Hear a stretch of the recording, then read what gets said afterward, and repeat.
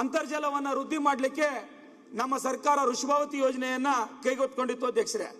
ಆದರೆ ನನ್ನ ಕ್ಷೇತ್ರದಲ್ಲಿ ವಿರೋಧ ಪಕ್ಷಗಳು ಬಹಳ ವ್ಯವಸ್ಥಿತವಾದಂತ ಅದ್ರ ಬಗ್ಗೆ ಟೀಕೆ ಮಾಡಿದ್ರಿಂದ ಜನರು ಗೊಂದಲ ಆಗಿದ್ದಾರೆ. ಆ ಯೋಜನೆ ಬಗ್ಗೆ ಬಹಳ ಒಂದು ಗೊಂದಲ ಇದೆ, ಆರೋಗ್ಯದ ಮೇಲೆ ಪರಿಣಾಮ ಬೀರ್ತದೆ ಅಂತ ಹೇಳಿ ಇವತ್ತು ಎಲ್ಲ ಟೀಕೆ ಮಾಡ್ತಾ ಇದ್ದಾರೆ. ನನ್ನ ಕ್ಷೇತ್ರದ ಜನತೆಗೆ ತಪ್ಪು ಸಂದೇಶ ಹೋಗಿದೆ. ಹಾಗಾಗಿ 2ನೇ ಹಂತದಲ್ಲಿ ಏನು ಶುದ್ಧೀಕರಣ ಮಾಡಿ ನೀರು ಕೊಡ್ತೀನಿ ಅಂತ ಹೇಳಿದ್ರೆ ಅದು ನನ್ನ ಕ್ಷೇತ್ರಕ್ಕೆ ಬೇಡ ಅಧ್ಯಕ್ಷರೇ. 3ನೇ ಹಂತದಲ್ಲಿ ಶುದ್ಧೀಕರಣ ಮಾಡಿ ಅಂತರ್ಜಲವನ್ನು ಹೆಚ್ಚಿಸಲಿಕ್ಕೆ ನನ್ನ ಕ್ಷೇತ್ರಕ್ಕೆ ನೀರು ಕೊಡಬೇಕು. ಇದ್ರ ಜೊತೆಗೆ ಮಾನ್ಯ ಗೌರವಾನ್ವಿತ ನಮ್ಮ ಗೃಹ ಸಚಿವರು ಇಲ್ಲೇ ಇದ್ದಾರೆ. ಬೆಳಗಾಂ ಅಧಿವೇಶನದಲ್ಲಿ 2023ರಲ್ಲಿ ನನಗೆ ಮಾತನ್ನ ಕೊಟ್ಟಿದ್ರು, ಸೋಲೂರು ಹೋಬಳಿಯ ಕೇಂದ್ರ ಸ್ಥಾನಕ್ಕೆ ಪೊಲೀಸ್ ಸ್ಟೇಷನ್ ಕೊಡ್ತೀನಿ ಅಂತ ಹೇಳಿ.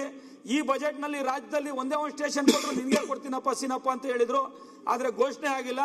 ದಯಮಾಡಿ ಅವರಲ್ಲಿ ನಾನು ಕೈ ಮುಗಿದು ವಿನಂತಿಯನ್ನು ಮಾಡ್ತೀನಿ, ಸೋಲೂರಿಗೆ ಒಂದು ಹೊಸ ಪೊಲೀಸ್ ಸ್ಟೇಷನ್ ಅನ್ನ ಈ ಆರ್ಥಿಕ ವರ್ಷದಲ್ಲಿ ಮಂಜೂರು ಮಾಡಿಕೊಡ್ಬೇಕು ಅಂತ ತಮ್ಮ ಮುಖಾಂತರ ವಿನಂತಿಯನ್ನ ಮಾಡಿ, ಈ ರಾಜ್ಯಕ್ಕೆ ಒಳ್ಳೆಯ ಬಜೆಟ್ ಅನ್ನ ಕೊಟ್ಟಂತ ನಮ್ಮ ಮುಖ್ಯಮಂತ್ರಿಗಳಾದಂತ ಸಿದ್ದರಾಮಯ್ಯನವರಿಗೆ, ಅದಕ್ಕೆ ಸಹಕಾರ ಕೊಟ್ಟಂತ ಉಪಮುಖ್ಯಮಂತ್ರಿಗಳು ಮತ್ತೆ ಎಲ್ಲ ಸಚಿವರಿಗೆ, ಹಿರಿಯ ಸಚಿವರಿಗೆ ಈ ನೆಲಮಂಗಲ ವಿಧಾನಸಭಾ ಕ್ಷೇತ್ರದ ಶಾಸಕನಾಗಿ ತುಂಬು ಹೃದಯದ ಅಭಿನಂದನೆಗಳನ್ನು ಸಲ್ಲಿಸುತ್ತಾ ಬಜೆಟ್ನ ಮೇಲೆ ಮಾತನಾಡಲಿಕ್ಕೆ ಅವಕಾಶ ಮಾಡಿಕೊಟ್ಟಂತ ತಮಗೆ ಧನ್ಯವಾದಗಳನ್ನು ಸಮರ್ಪಿಸಿ ನನ್ನ ಮಾತನ್ನು ಮುಕ್ತಾಯ ಮಾಡ್ತೀನಿ.